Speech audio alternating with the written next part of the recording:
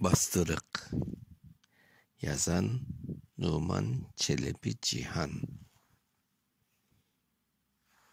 Dört taş duvar, en tepede bir kışkene pencere,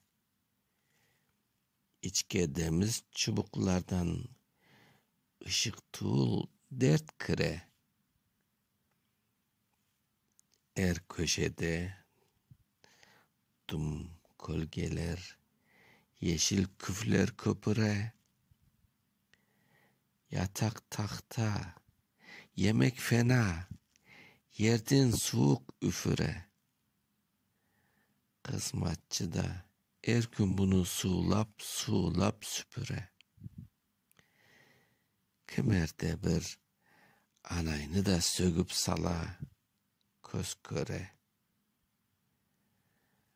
Akşamları bu kara üyge kara perdeler kere. Yalnızlıklar yalnız, canga canlı düşler göstere. Garip çürek çapalama, tenler, tükler ürpere. Toz mu gönül avalanıp, alçala bomboş cerge. Nöbetçiler gece gündüz karap, cürüp tezkere. Kapıdaki ağır kilitini her saat 4-5 kere.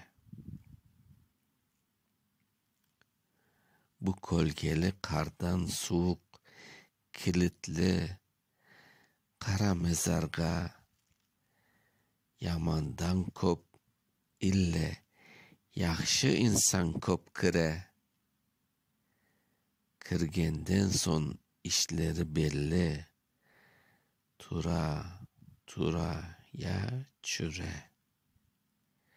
Ya da haksız azaplarga dayanamay delire. Okuyan Mustafa Şansal.